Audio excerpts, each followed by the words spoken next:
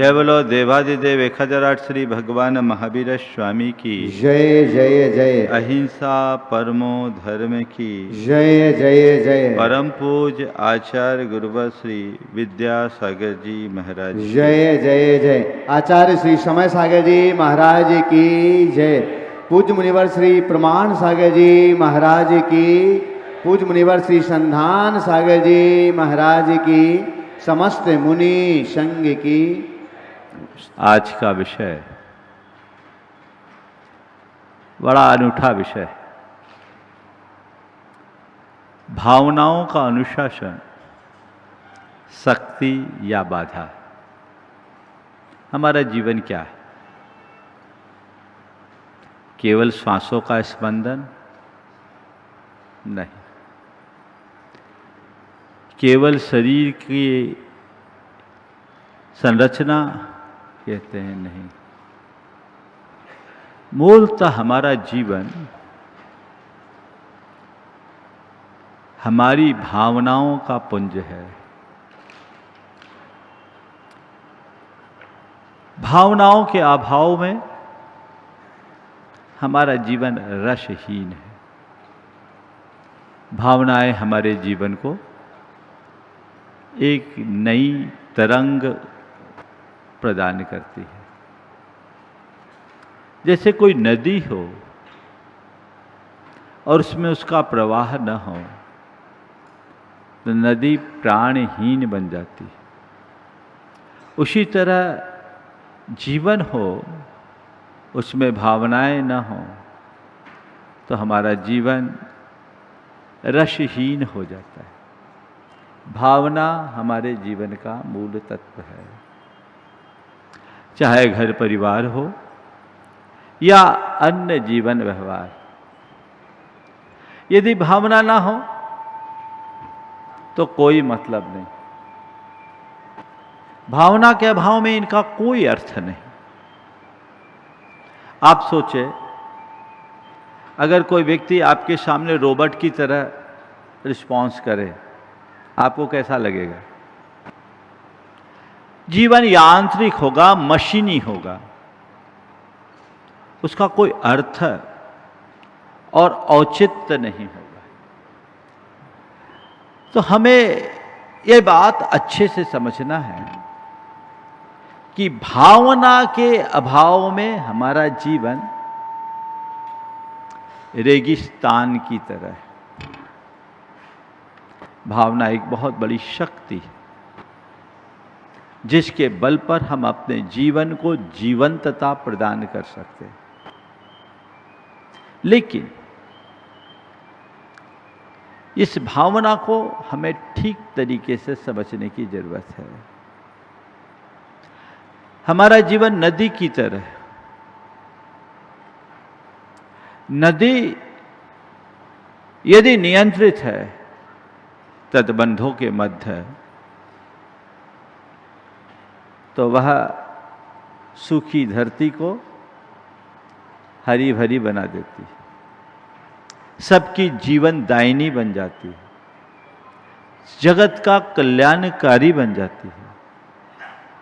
लेकिन यदि वही नदी नियंत्रण विहीन हो जाए तो बाढ़ की विभीषिका में परिवर्तित होकर वह एक तबाही का मंजर बन जाती है।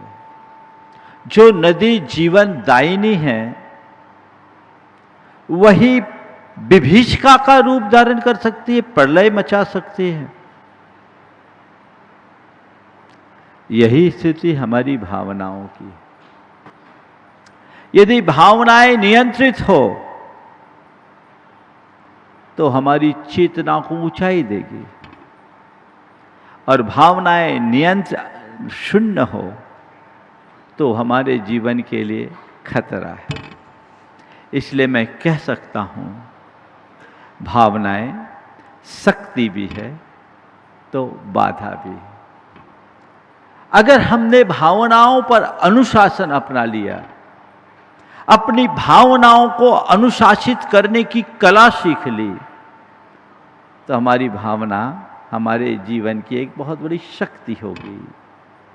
और अनुशासन के अभाव में यही हमारे जीवन के लिए एक बहुत बड़ा संकट बन जाएगी। तो हम इसे शक्ति बनाएं। थोड़ा देखें, जिस घर के सभी लोगों की भावनाएं अनुशासित हो, वो घर सुंदर बगीचे की तरह महकता है। और जिस घर में भावनात्मक अनुशासन न हो, वह घर लड़ाई झगड़े, झंझट और तनाव का केंद्र बन जाता है। सच्चे अर्थों में देखा जाए तो घर और परिवार तभी सही परिवार माना जा सकता है जब उनके सदस्यों के मध्य भावनात्मक अनुशासन हो। उसके अभाव में घर घर नहीं, वो मकान है। वहां रहने वाले को सुख शांति और चैन नहीं, वहां तो अशांति और उद्वेग होगा। हम अपनी भावनाओं को देखें। आज मूलतः मैं 4 भावनाओं की चर्चा आप सबके बीच करूंगा और आपसे कहूंगा कि ये भावनाएं अगर हम इन्हें अनुशासित कर दे तो कैसे हमारे लिए वरदान बनती है, और यही भावनाएं किस भांति हमारे जीवन को विकृत करती। आज के प्रवचन का विषय, यह प्रवचन का उद्देश्य केवल प्रवचन नहीं है, एक प्रयोग है भावनाओं के रूपांतरण का। भावना एक ऊर्जा है, एक शक्ति। यदि हमने इसे रूपांतरित करने की कला सीख ली तो ये हमारे जीवन के लिए कल्याणकारी बन जाएगी। और यदि हमने इसे रूपांतरित नहीं किया तो ये विस्फोट बन जाएगा। जैसे क्रोध को ले, क्रोध एक ऊर्जा है। आपने कभी अनुभव किया? क्रोध एक नकारात्मक भावना है और उस क्रोध के क्षण में व्यक्ति के अंदर अतिरिक्त शक्ति आती कि नहीं आती? गुस्से में आदमी भूखा भी रह लेता है, ऐसे कहो 2 घंटे का सबूर नहीं है, लेकिन गुस्से में आदमी कई दिन भूखा रह सकता है। गुस्से के आवेग में मनुष्य वह काम भी कर लेता है जो साधारण स्थिति में करने में वह अक्षम है ना? तो ये तो हमने समझ लिया कि क्रोध भी एक ऊर्जा है। लेकिन हमने क्या किया? क्रोध को परिस्थितिवश दबा दिया।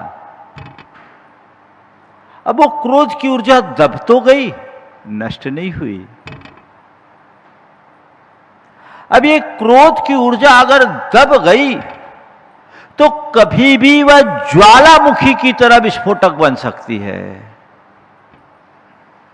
और अक्सर ऐसा होता है। कई लोग आमतौर पर शांत रहते हैं, पर अचानक कभी कभी एकदम भड़ास बनकर निकलती है वो भावना। भावना योग कहता है, क्रोध को दबाओ मत, क्रोध को समझो, स्वीकार करो और उसे धीरे से क्षमा में परिवर्तित कर दो, करुणा में परिवर्तित कर दो। अगर हमारी भावना अनुशासनहीन है तो क्रोध आएगा, और भावनाओं पर अनुशासन सीख लिया तो क्षमा हो। क्रोध भी 2 रूप में है। अनुशासनहीन क्रोध ज्वालामुखी बनेगा, विध्वंस करेगा। लेकिन यदि हम क्रोध पर अनुशासन सीख ले तो वही क्रोध साहस की पर्याय भी बन सकता है। क्रोध को साहस के रूप में भी बदला जा सकता है। तो क्रोध विस्फोटक भी बन सकता है, विध्वंसक भी होता है। अगर हमने अपने क्रोध को सही दिशा दी, वो उपलब्धि बनेगा, और क्रोध को नकारात्मक दिशा में ले गए, वो विध्वंसक हो जाएगा। जीवन की धारा को बाढ़ में परिवर्तित मत होने दो, उस पर बांध बनाकर उस धारा से बिजली उत्पन्न करने का रास्ता देखो। उससे बिजली बनाया जा सकता है। अपनी संपूर्ण ऊर्जा को यदि हम सकारात्मक दिशा देते हैं तो उससे हमारे जीवन में एक नए रूपांतरण की शुरुआत होती है। क्रोध को साहस में परिवर्तित कर सकते हैं। अनुशासन, हम पौराणिक प्रसंगों को देखें, नकारात्मक क्रोध और क्रोध का अनुशासन जीवन में कैसा बदलाव लाता है। हम लोग एक कहते हैं कि क्रोध हमारे सोचने समझने की शक्ति को लील जाता है, कहते हैं ना।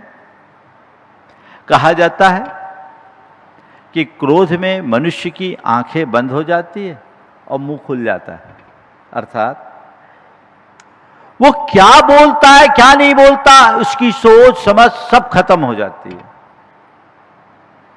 दो उदाहरण हमारे सामने हैं। एक उदाहरण महाभारत का, दूसरा उदाहरण रामायण का।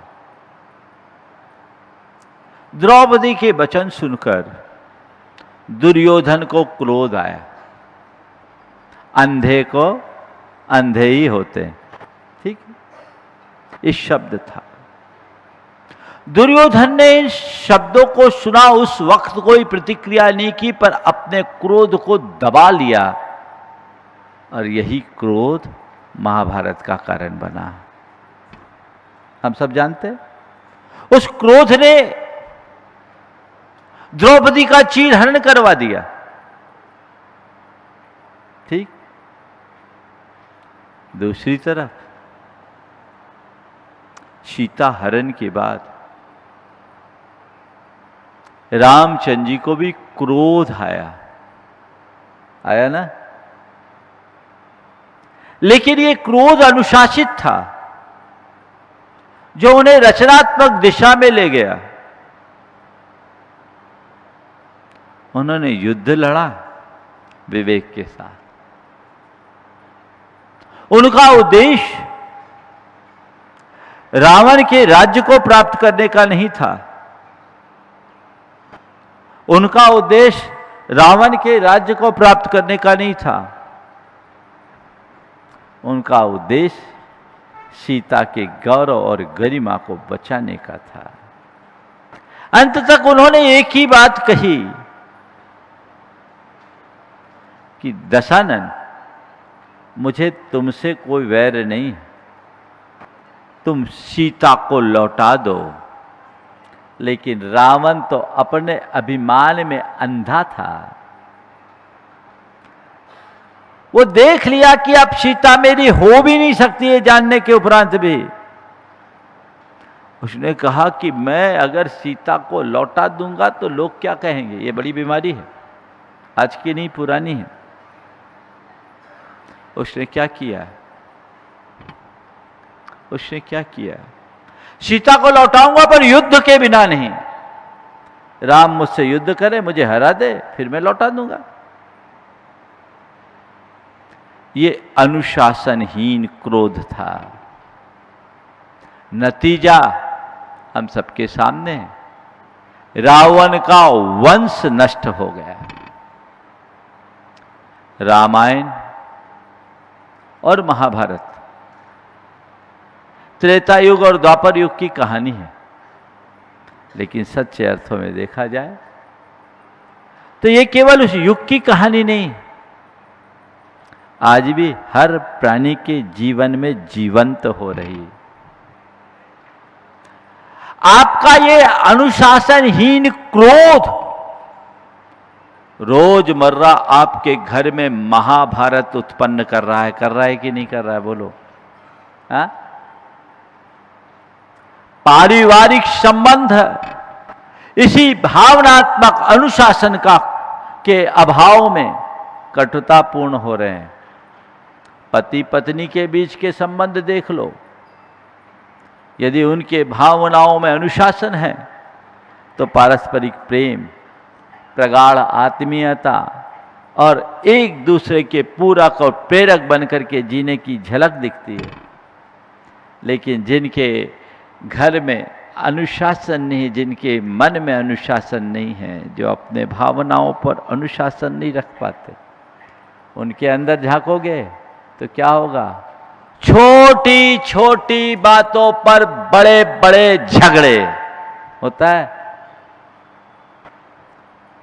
ऐसे स्थिति में घर प्रेम का मंदिर न बनकर झगड़े का अखाड़ा बन जाता है। हो रहा है।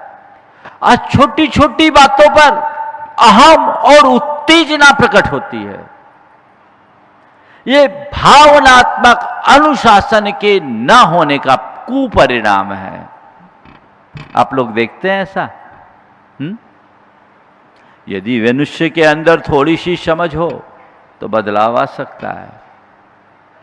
क्रोध को अनुशासित करो, उसे प्रेम में परिवर्तित करने की कला सीखो और क्रोध को साहस में परिवर्तित करने का प्रयत्न करो। भगत सिंह के अंदर क्रोध था, लेकिन अपने क्रोध को उन्होंने विध्वंसक कार्यों में लगाने की जगह रचनात्मक कार्यों में लगा और वो आज शहीद आजम बन गए। ऐसे एक का नहीं, कईयों का।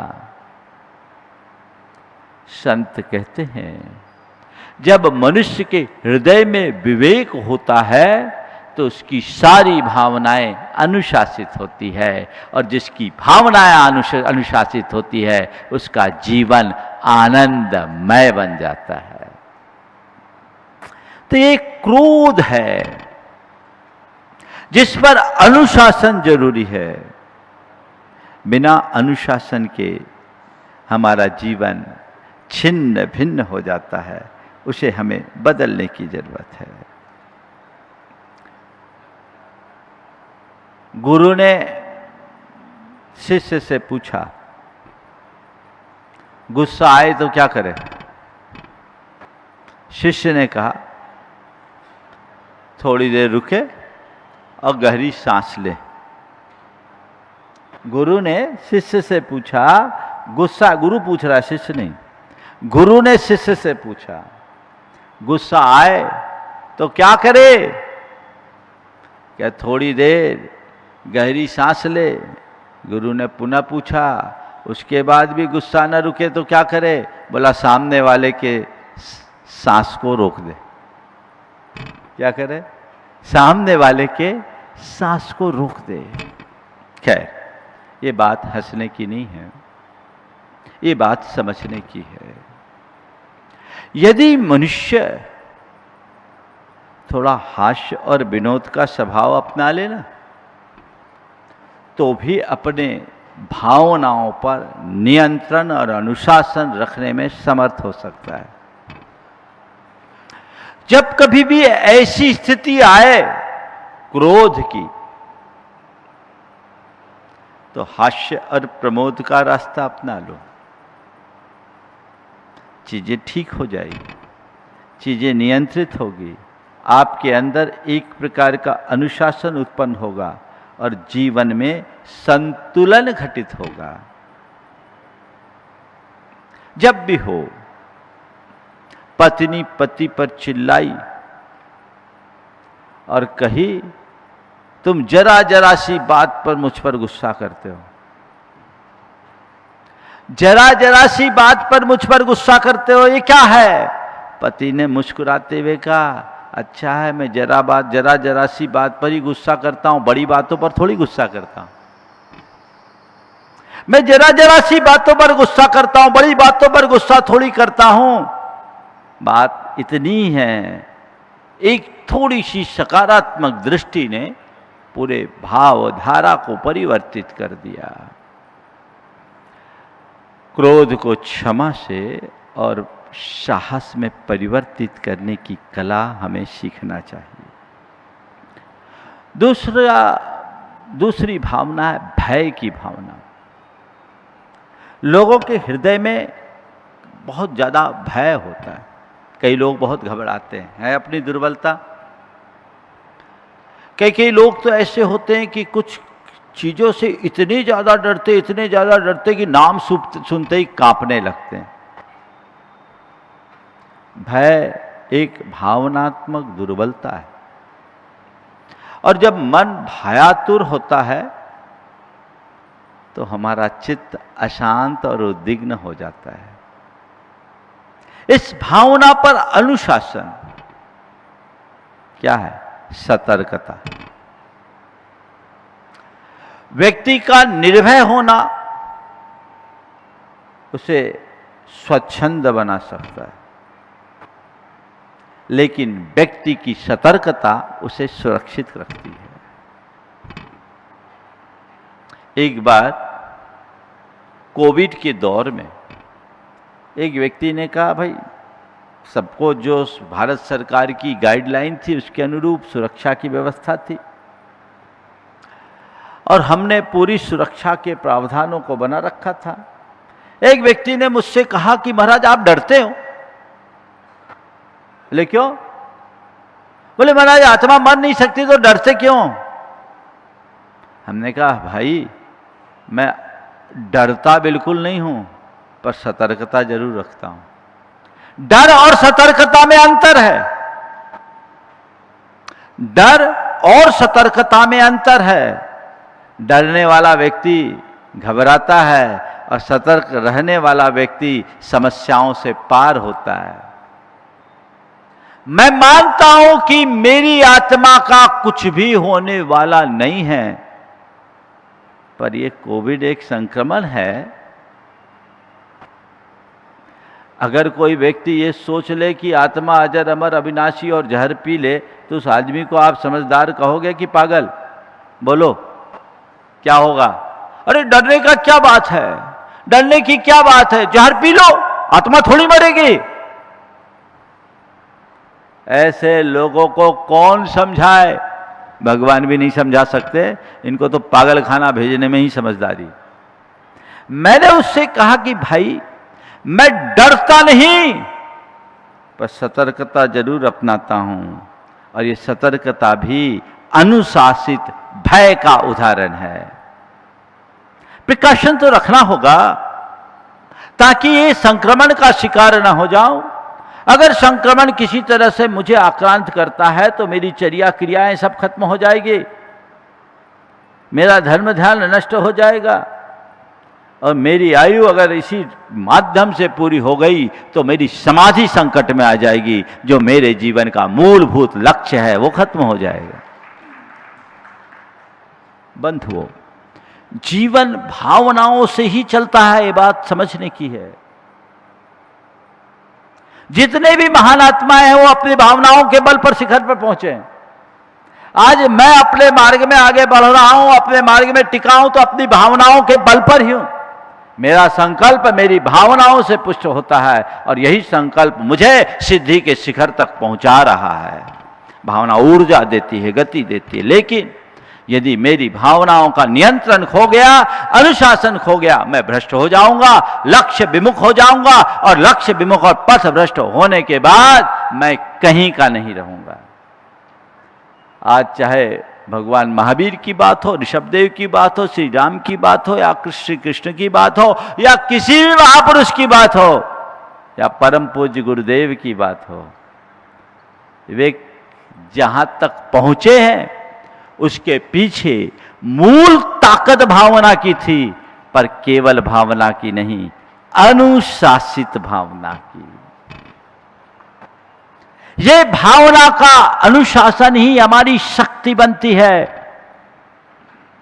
छोटी सी भावना भी बड़ा परिणाम देती है। देखने को लगता है कि काम छोटा है, लेकिन भावना प्रगाढ़ हो तो साधारण भी असाधारण कर बन जाता है। देखो, कहते श्री कृष्ण जब हस्तिनापुर गए, दुर्योधन ने उनके शाही भोज का इंतजाम किया, लेकिन श्री कृष्ण कहाँ गए? विदुर के घर। और क्या खाए? वहां साग बनी हुई थी। दुर्योधन के मेवे तजकर साग विदुर घर खाए। आप लोग बोलते हो क्या है? जब उनसे कहा गया कि हमारे पास कुछ नहीं, साग है, तो श्री कृष्ण ने कहा तुम्हारे साथ केवल साग नहीं, साग के साथ प्रेम का अमृत भी है, भावों का अमृत भी है। भावना का अमृत परोसना सीखिए। जीवन की धारा को तदनुरूप बदलना शुरू कीजिए, तभी जीवन बेहतर होगा, जीवन सुंदर होगा, जीवन में भव्यता की प्रतिष्ठा होगी। आज जरूरत है अपनी भावनाओं को बदलने की। कई बार आप लोग देखिए कि क्रोध में आप क्या क्या कर बैठते हैं। एक आईटी इंजीनियर बॉस की डांट सुना, भड़क गया, गुस्से में भर गया, अपने गुस्से को नियंत्रित नहीं कर पाया, अपना लैपटॉप वहीं पटक दिया, लैपटॉप खराब हो गया। अपने सहकर्मियों को भला बुरा कहना शुरू कर दिया। बाद में उसके इस व्यवहार को देखकर उसे सस्पेंड कर दिया गया। बाद में उसे होश आया, पश्चाताप हुआ, हाय मैंने गलती कर लिया। पर क्यों? ये काम तो पहले ही कर देते तो ये समस्या क्यों होती? होता है ऐसा रोजमर्रा के जीवन में होता है। आज मैनेजमेंट की कला सिखाने वाले कहते हैं इमोशन पर कंट्रोल करना जरूरी है। इमोशन कंट्रोल क्या है? भावना पर अनुशासन। यही तो सीखना है। आप लोग कई बार अपने जीवन में ऐसा अनुभव किए होंगे, कई बार ऐसे प्रसंग आए होंगे, गुस्से में आपने किसी को कुछ बोल दिया, बोलते समय तो होश नहीं रहता, बाद में पछताते, अरे मैंने गलत बोल दिया, मुझे ऐसा नहीं बोलना चाहिए था। होता है। यह अनुशासन बहुत जरूरी है। इसी तरह डर है तो सतर्कता अपनाइए। सतर्क रहना समझदारी है और भयातुर होना नादानी। डरिए मत, पर चलिए तो सावधानी से, कदम कदम फूंक फूंक कर रखिए। यदि व्यक्ति अपनी भावनाओं पर अनुशासन रखना सीख लेता है तो वो डरता बिल्कुल भी नहीं है, पर सतर्कता कभी नहीं छोड़ता। और ध्यान रखने की बात है, डरने वाले कभी बचते नहीं और सतर्क रहने वाले कभी असुरक्षित नहीं होते। डरोगे तो मरोगे, असतर्कता अपनाओगे तो सुरक्षित रहोगे। हमने सुना एक बार मौत निकली, रास्ते में एक व्यक्ति से भेंट हो गई। व्यक्ति ने पूछा कहाँ जा रही हो? उसने कहा आज 1000 लोगों को मारना है, मैं उनको मारने जा रही हूँ। बोले 1000 लोगों को मारने जा रही? बोले हाँ। मौत लौट कर आई, प्लेग फैला, 10,000 लोग मर गए। वो आदमी फिर मिला, उसने कहा क्यों तुम भी झूठ बोलने लगी? बोली थी 1000 को मारना है, तुम 10,000 को मार आई। मौत ने कहा मैंने तो 1000 को ही मारा, बाकी 9,000 तो मेरे डर से मर गए। मैंने तो 1000 को ही मारा, बाकी 9,000 मेरे डर से मर गए। बस यही डर है, इसे दूर भगाना है। कभी इस पर विस्तार से चर्चा करूंगा। अगर आप भय की भावना पर अंकुश रखना सीख जाओगे तो सतर्कता जीवन में आएगी। सतर्क रहोगे, सुरक्षित रहोगे, डरोगे तो मरोगे। तीसरी भावना है आपके जाकर के लोभ की भावना। मनुष्य लोभ में विवेक भ्रष्ट हो जाता होता है। कहा जाता है लालच बुरी बलाए, और कई प्रकार के लालच, आजकल तो दुनिया में लोग भांति भांति के सब्जबाग दिखाते हैं और लोभ लालच के झांसे में आदमी को ऐसा पकड़ते हैं कि फिर व्यक्ति उससे बाहर निकल नहीं पाता, बुरी तरह उलझ जाता है। हम लोभ को संतोष से नियंत्रित कर सकते हैं। आप देखो आजकल साइबर क्राइम बहुत तेजी से बढ़ रहा है। बोलो, इस साइबर क्राइम का शिकार कौन बनता है? जिसके अंदर भय होता है वो, अथवा जिसके अंदर लालच होता है वो, वही है ना। सामने वाला कुछ बोला तुम डर गए, कई तरह की बातें करते हैं। भारत सरकार ने बहुत अच्छा काम किया, एक कैंपेन चलाया, लोगों को उसके प्रति जागरूक किया, लेकिन अच्छे अच्छे पढ़े लिखे लोग भी उस चक्कर में फंस गए और लाखों लाख और करोड़ों रुपए का नुकसान लोग उठाकर बैठ गए। क्यों? भय के कारण। समझदारी से भय दूर होता है। सही समझ रखोगे भय किस बात का? अगर मैंने कुछ गलत नहीं किया तो डरूं किससे? कह दिया तो कह दिया, ठीक है, मुझे डरना नहीं है, सतर्कता रखनी है। जो गाइडलाइन आपको दी जाए आप उसको अपनाओगे तो काय का खतरा। इसी तरह लालच में फंस जाते हैं। आपके लिए ये होने जा रहा, आपके लिए वो होने जा रहा, आप ये दीजिए वो दीजिए, तमाम बातें। व्यक्ति वही उलझता है और इस कदर उलझता है कि फिर कभी बाहर निकल नहीं पाता। संत कहते हैं सतर्क रहिए, सशंकित नहीं। क्या बोला? सतर्क रहिए, सशंकित नहीं। सशंकित एक सशंकित होना एक प्रकार की भयातुरता का द्योतक है। जिसके मन में डर होता है वो घबराते ही रहता है, कुछ हो ना जाए, कुछ हो ना जाए, कुछ हो ना जाए, कुछ हो ना जाए। और सतर्क होना अर्थात मैं सुरक्षित चलूं, सही रास्ते पर चलूं। गाड़ी चलाते वक्त दो स्थितियां, तीन स्थिति। एक आदमी आंख मूंद करके गाड़ी चला रहा है, जो होना होगा सो होगा, उसको क्या बोलोगे आप? ऐसा आदमी गाड़ी चलाने लायक है क्या? बोलो। जो होना होगा सो होगा, आंख मूंद करके गाड़ी चला रहा है, उसके लिए क्या बोलोगे आप? समझदार बोलोगे क्या? आप लोग ऐसा कभी करते हो?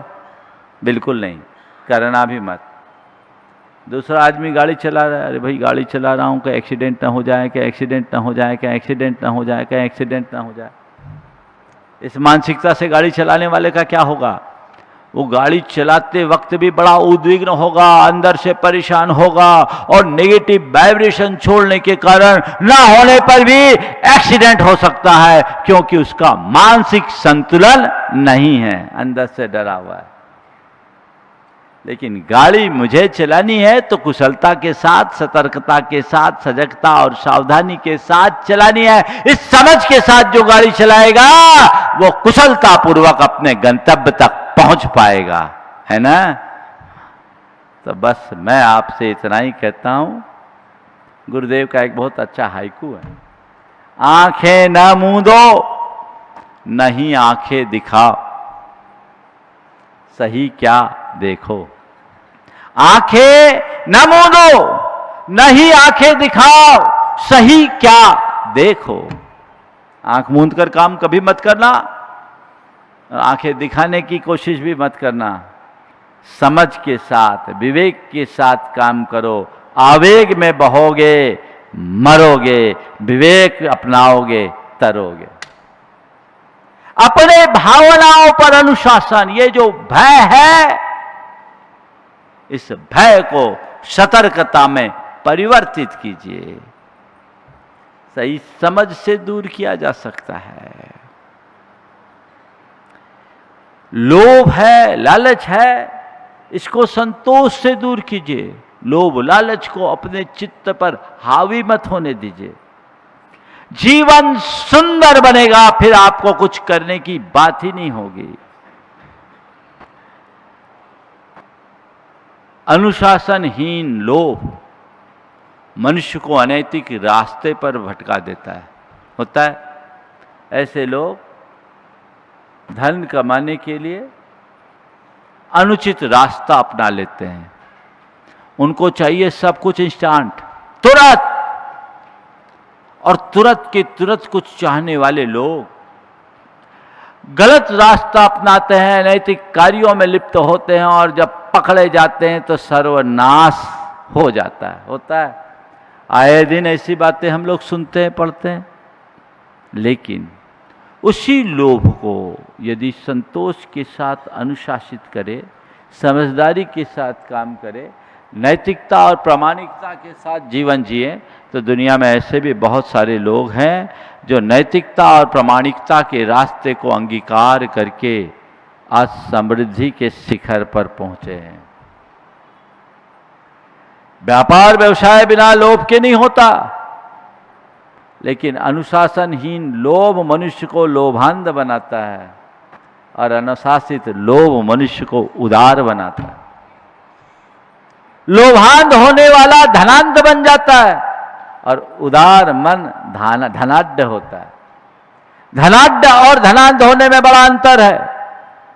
धनांध वो है जो पैसे के मोह में अंधा है, जिसके लिए पैसा ही सब कुछ है, और धनाढ्य वह है जिसके लिए पैसा जीवन निर्वाह का साधन है, साधन नहीं। वो जितना धन संपन्न होता है उतनी ही उदारता से भरा होता है। उसकी संपन्नता और उदारता उत्तरोत्तर बढ़ती है। जितनी तत्परता से कमाता है उतनी ही उदारता से लुटाता है।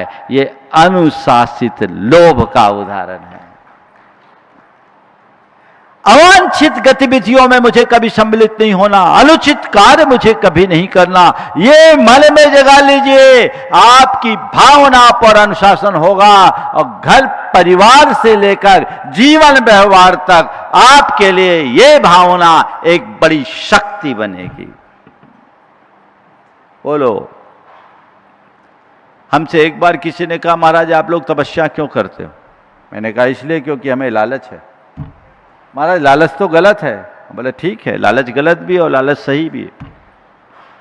लालच गलत है और लालच सही है। क्यों? धन, पैसा, यश, लोकेशना, पुत्रेशना, वित्तेशना और भोगेशना की लालच मनुष्य को कुमार्ग में ले जाती है, उसका बेड़ा गर्क करती है, पर आत्मोद्धार की चाह उसका बेड़ा पार करती है। यदि हमारे मन में ये भाव ना हो कि इन तपस्या से मेरी आत्मा का कल्याण होगा, मैं जितना त्याग, तप, संयम की आराधना करूंगा उसमें मेरी आत्मा का उतना भला होगा, मुझे उतना लाभ होगा, वो मेरा आत्म लाभ है। अगर ये लोभ हमारे मन में ना हो तो मैं क्या अपनी तपस्या में उत्साहित हो पाऊंगा? बोलो, आप लोग यहां क्यों आए हो? कल सोमवार था, कल तो कोई नहीं आए होगे। आज क्यों आए? अरे महाराज, हम तो इसी लोभ से आए कि आपसे कुछ सुनने मिलेगा। बिल्कुल, हमारे सुनने का लोभ लेकर आओगे तो कभी किसी से सुनना नहीं पड़ेगा। मुझसे किसी ने बोला, महाराज आप चार बातें क्यों बोलते हैं? हमने कहा हम चार बातें इसलिए बोलते हैं कि जो मेरी चार बातें सुन ले उसे दुनिया में किसी की चार बातें सुनने का मौका नहीं आएगा, ना वो किसी को चार बातें सुनाएगा, ना उसको कोई चार बातें सुना पाएगा। इसलिए मैं चार बातें रखता हूं, क्योंकि दुनिया चार बातों से चलती है ना। तो ये लोभ है, ये अनुशासित लोभ है। समझ में आ रही बात? ये अनुशासित लोभ है। तो ऐसा अनुशासन अपने अंदर होना चाहिए। लोभ मनुष्य के विवेक को नष्ट करता है, इससे बचिए। अनुशासित हो तो उत्कर्ष का आधार बनता है, वह प्रेरणा बन जाता है। चौथा है मोह, आसक्ति। अनुशासन रहित मोह मनुष्य को आसक्ति में बदल देता है। धृतराष्ट्र को मोह था, प्रेम नहीं। पुत्र मोह के कारण धृतराष्ट्र जानते हुए भी अनुचित का साथ दिया। आप सबको कहानी पता है। लेकिन आज भी कई ऐसे मोही धृतराष्ट्र अपने परिवार का सत्यानाश कर रहे हैं, आंखें बंद कर रहे हैं और दुर्योधन और दुशासनों की सलाहों पर चल रहे हैं। सर्वनाश हो रहा है। ऐसा मोह तुम्हें धृतराष्ट्र ही बनाएगा। इसकी जगह प्रेम हो, सात्विक प्रेम, यह अनुशासित मोह है। मां बच्चे के प्रति प्रेम रखे, यदि अनुशासित प्रेम होगा तो उसके साथ कोमलता युक्त कठोरता होगी। कैसी? कोमलता युक्त कठोरता, अर्थात बाहर से कदाचित कठोर हो पर भावना कोमल हो। यदि कदाचित डांट भी दे तो अंदर से प्यार भी हो। और ये संतुलित होता है तो जीवन व्यवस्थित हो जाता है। यदि अनुशासन विहीन प्रेम होता है, जिसे मैं मोह मानता हूं, तो क्या होगा? मां अपने बच्चे पर या परिवार पिता अपने बच्चे पर जरूरत से ज्यादा कठोरता या अतिरिक्त लाड प्यार देंगे। ये दोनों क्या करेंगे? दोनों संतान के विकास में बाधक होंगे। होगी कि नहीं होंगे? बोलो। ऐसा हुआ और होता भी है। एक की बच्ची कुछ गलतियां की, मां को पता लगा, लेकिन मां उस बच्ची के मोह में उसकी गलतियों को दबाती रही, छिपाती रही, उसे प्रश्रय देते रही, अपने स्तर पर थोड़ी बहुत समझाई और बच्ची उसको बेवकूफ बनाती रही। लंबा समय बीता, परिवार की आंखें तब खुली जब वो 18 साल के होते ही एक मुस्लिम युवक के साथ भाग गई, उससे विवाह रचा लिया। जब उससे बात किया तो कहा कि मैं वयस्क हो गई हूं, मैं अपने जीवन के निर्णय लेने में सक्षम हूं, मैं जो चाहे सो निर्णय ले सकती हूं। आप कौन होते हो मुझे रोकने वाले? मां अपना सिर पकड़ कर रह गई। अब बेचारी क्या करे? अब उसे समझ में आया, मेरे पास आई, मारा क्या करे? बोले गलती तुम्हारी है, तुम मोह में अंधी हो गई, तुम्हें पता था। बोले महाराज जी 1.5 साल से उसका ये सब चल रहा था, बातें होती थी, मैं पूछती थी तो कहती थी मेरा फ्रेंड है। मैंने सोचा आजकल तो सबके ऐसे फ्रेंड होते ही हैं। बंधुओं, मैं आप सबको कह रहा हूं, गलत ट्रेंड है। गर्लफ्रेंड बॉयफ्रेंड जहां आता वहां फ्रॉड है। फ्रेंड हो तो ठीक है, गर्लफ्रेंड और बॉयफ्रेंड, गर्ल और बॉय का आना ही इसकी वास्तविकता को उजागर कर देता है। ये कोई दोस्ती नहीं है, कोई प्रेम नहीं, ये कोई मैत्री नहीं, ये केवल यौवन का आकर्षण है और व्यक्ति वासना के आवेग में अंधा हो जाता है। और माँ बाप अगर आंखें मूंद लेते हैं तो जीवन भर छाती पीट कर रहने के लिए मजबूर होना पड़ता है। पहले आंखें मूंदो, बाद में छाती पीटो, ऐसा काम क्यों करो? मोह में विवेक रखो, आसक्ति अपने ऊपर हावी मत होने दो, तो जीवन आगे बढ़ेगा।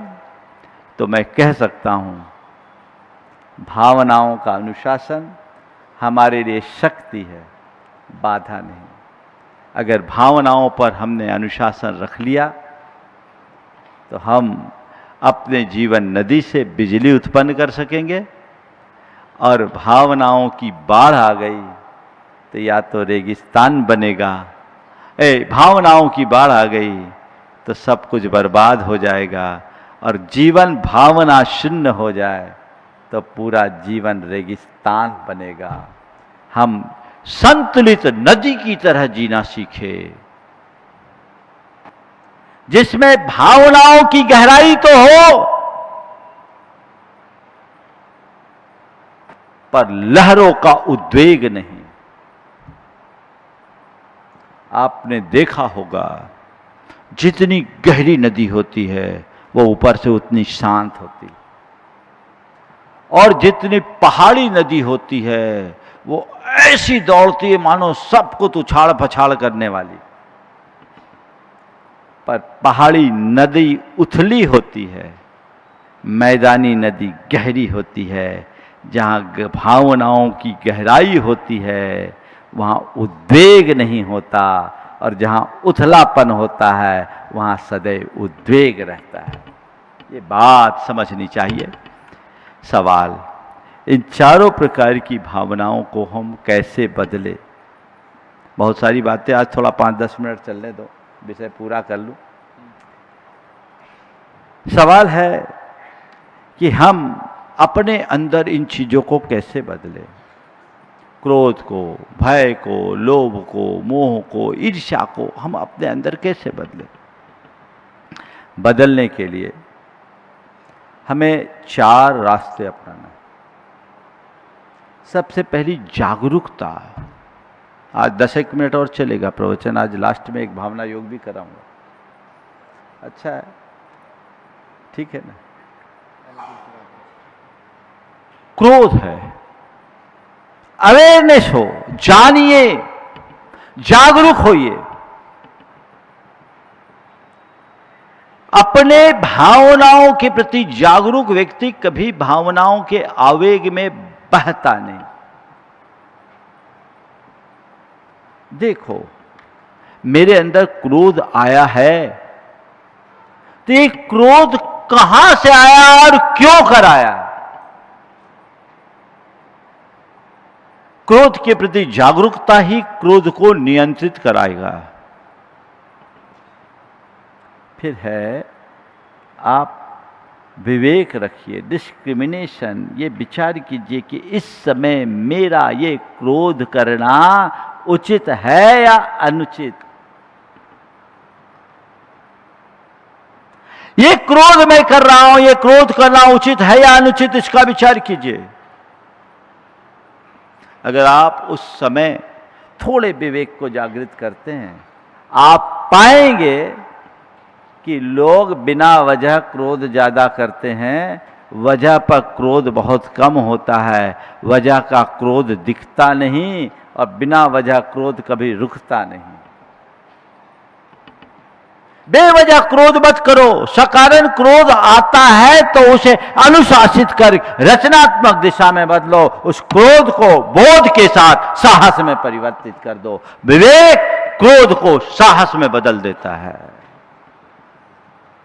अवेयरनेस के साथ डिस्क्रिमिनेशन होना चाहिए। अपने जीवन को बदलने के लिए बहुत ज़्यादा जरूरी है। और फिर तीसरी जगह है कि क्रोध आ रहा है तो उसे नियंत्रित कीजिए, रेस्ट्रेंट, उस पर संयम रखिए, लगाम रखिए कि ये क्रोध, मुझे इस समय यहाँ क्रोध करना उचित नहीं है, क्योंकि न तो ये क्रोध का अवसर है और न ही स्थान। अवसर भी नहीं है, स्थान भी नहीं है। यहां मुझे क्रोध करना किसी भी अर्थ में उचित नहीं है। समझ आएगी? नियंत्रण करना जरूरी। क्रोध के बहाव में मत बहो, बदलाव लाओ। और फिर है सब्लिमेशन, उसे बदलो। क्रोध को करुणा में, क्रोध को प्रेम में बदल दे, ट्रांसफॉर्म कर दे, जीवन परिवर्तित हो जाएगा। ये 4 चरण हैं जो भावना योग के बल पर हम कर सकते हैं। मैं चाहूंगा आज एक छोटी सी साधना क्रोध के लिए, लोभ के लिए, भय के लिए और मोह के लिए आप प्रैक्टिस करें। अगर आप अपने क्रोध पर नियंत्रण करना चाहते हैं, एक छोटा सा पाठ। लोभ से मुक्त होना चाहते हैं, छोटा सा पाठ। भय से मुक्त होना चाहते हैं, छोटा सा पाठ। और मोह से मुक्त होना चाहते हैं, छोटा सा पाठ। मेरे साथ भावना योग का एक छोटा सा प्रयोग, जैसा मैं बोलता जाऊंगा आंखें बंद करके आप केवल वैसा महसूस कीजिएगा। और कुछ दिनों यदि इसका नियमित अभ्यास कीजिएगा तो आप पाइएगा थोड़े ही दिनों में आपकी ये चारों भावनात्मक दुर्बलताएं अनुशासित हो गई है और आप उस अनुशासन से अपने जीवन को आनंद की यात्रा बनाने में समर्थ हो गए हैं। मंगल भावना एक साथ। मंगल मंगल होय जगत में सब मंगल में होय। मंगल मंगल होय जगत में सब मंगल में हो। इस धरती के हर प्राणी का मन मंगल में होय।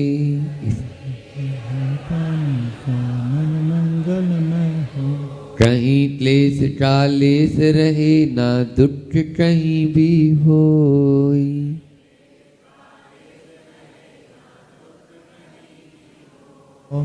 मन में चिंता भय न सतावे रोग शोक नहीं होय।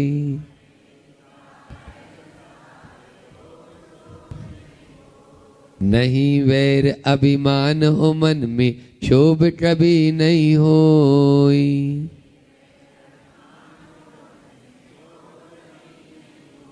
मैत्री प्रेम का भाव रहे नित मन मंगल में होय। मैत्री प्रेम का भाव रहे नित मन मंगल में होय। मंगल मंगल होय जगत में सब मंगल में होय।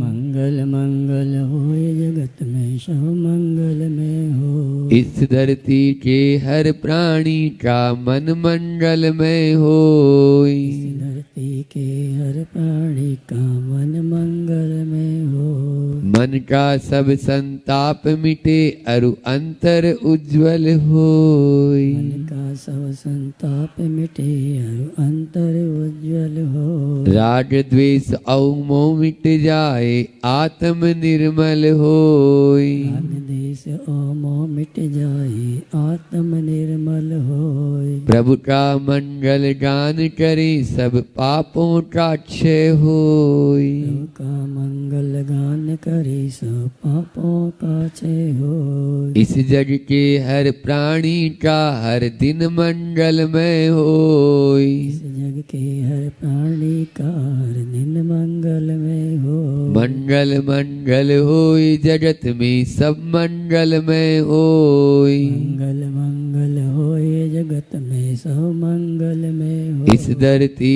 के हर प्राणी का मन मंगलमय होय। इस धरती के हर प्राणी का मन मंगलमय होय। गुरु हो मंगल प्रभु हो मंगल धर्म सुमंगल होय। गुरु मंगल धर्म सुमंगल होय। मात पिता का जीवन मंगल परिजन मंगल होय। माता पिता का जीवन मंगल परिजन मंगल होय। जन का मंगल गण का मंगल मन का मंगल होय। जन का मंगल गण का मंगल मन का मंगल होय। राजा प्रजा सभी का मंगल धरा धर्म में होय। राजा प्रजा सभी का मंगल धरा धर्म में होय। मंगल मंगल होय जगत में सब मंगलमय होय। मंगल मंगल होय जगत में सब मंगलमय होय। इस धरती के हर प्राणी का मन मंगलमय होय। इस धरती के हर प्राणी का मन मंगलमय होय। मंगलमय हो प्रात हमारा रात सुमंगल होय। मंगल में हो प्रातः हमारा रात सुमंगल होय। जीवन के हर पल हर क्षण की बात सुमंगल होय। जीवन के हर पल हर क्षण की बात सुमंगल होय। घर घर में मंगल छा जावे जन जन मंगल होय। घर घर में मंगल छा जावे जन जन मंगल होय। इस धरती का कण कण पावन औ मंगलमय होय। इस धरती का कण कण पावन और मंगलमय होय। मंगल मंगल होय जगत में सब मंगलमय होय। मंगल मंगल होय जगत में सब मंगलमय होय। इस धरती के हर प्राणी का मन मंगल में होय। इस धरती के हर प्राणी का मन मंगल में हो। सब जग में मंगल बड़े, सब जग में मंगल बड़े, टले अमंगल भाव, टले अमंगल भाव, है प्रमाण की भावना, हे प्रमाण की भावना, सब में हो सद्भाव। सब में हो सद्भाव। बोले परम पूज्य मुनि श्री 108 प्रमाण सागर जी महाराज की।